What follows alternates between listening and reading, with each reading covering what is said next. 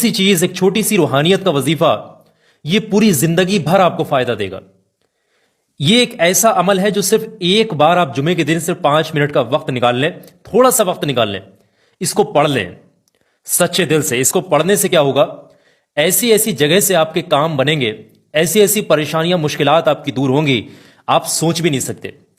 جہاں سے انسانی عقل کام کرنا بند کر دے, ایک عام انسان کی عقل کام کرنا بند کر دے, وہاں سے وظیفہ اپنا اثر دکھانا شروع کرتا ہے. یہ اتنا کامیاب وظیفہ ہے کہ اس کو پڑھتے پڑھتے ہی مشکلیں ٹل جاتی ہیں, اس کو پڑھتے پڑھتے ہی خوشخبریاں نصیب ہوتی ہیں. اس جمعے کو آپ نے پڑھا, اس وظیفے کو, اگلا جمعہ آنے تک انشاءاللہ جس مقصد کے لیے اس وظیفے کو پڑھنے والے شخص کے ہاتھ اٹھے ہوں گے, وہ اگلا جمعہ آنے سے پہلے ہی وہ ہاتھ جو بھی دعائیں مانگ کر کے اٹھائے گئے ہیں, وہ دعا انشاءاللہ اللہ کی بارگاہ میں ضرور قبول ہوگی. یہ جمعے کا دن کا بہت بہترین روحانی وظیفہ ہے.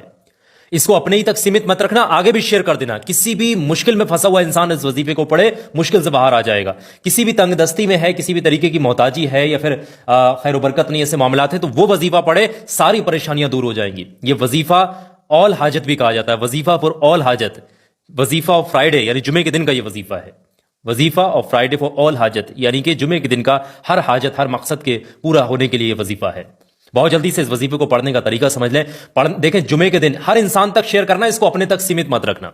پڑھنے کا طریقہ یہ ہے کہ کوئی بھی وقت آپ نکال لیں, پورے دن میں سے کسی بھی وقت آپ, جمعے کے دن سب سے پہلے آپ بنا کسی سے بات چیت ایک جگہ پہ بیٹھیں, پاک صاف ہو کر وضو کر کے اس وظیفے کو پڑھ لیں. بہتر ہے پاکی کی حالت میں پڑھیں, اور پڑھے گا گھر کا کوئی بھی انسان پڑھ سکتا ہے, اس کے لیے کوئی مسئلہ نہیں ہے. پڑھنے کا طریقہ یہ ہے, سب سے پہلے شروعات میں 3 بار درود پاک پڑھنا. جو بھی درود پاک آپ کو یاد ہے شروعات میں 3 بار پڑھ لیجیے گا. اور جیسے ہی, اور کوئی بھی درود پاک آپ پڑھ سکتے ہیں جو بھی آپ کو یاد ہے, چھوٹے سے چھوٹا درود پاک اگر آپ کو یاد ہے وہ بھی پڑھ سکتے ہیں. 3 بار پڑھنے کے بعد میں 100 مرتبہ آپ نے پڑھنا ہے بسم اللہ الرحمن الرحیم, بسم اللہ الرحمن الرحیم, بسم اللہ الرحمن الرحیم. صرف اتنا ہی پڑھنا ہے 100 مرتبہ, یعنی ایک تسبیح آپ نے پڑھنی ہے بسم اللہ شریف کی. اور جب ایک تسبیح بسم اللہ شریف کی پڑھ لیں گے, اس کے فوراً بعد میں آپ نے 7 مرتبہ کچھ اس طریقے سے پڑھنا ہوگا بسم اللہ الرحمن الرحیم, یا ربنا یا ربنا یا ربنا یا ربنا یا ربنا یا ربنا یا ربنا. یہ 7 مرتبہ اس طریقے سے پڑھیں گے. اور جیسے ہی 7 مرتبہ پڑھ لیں گے, اس کے فوراً بعد میں آخر میں 3 بار وہی والا درود پاک پڑھ کر کے اس وظیفے کو ختم کریں گے جو آپ نے اس وظیفے کی شروعات میں پڑھا تھا. وظیفہ آپ کا یہی مکمل ہوگا. اس وظیفے میں کوئی اور چیز آپ نے نہیں پڑھنی ہے.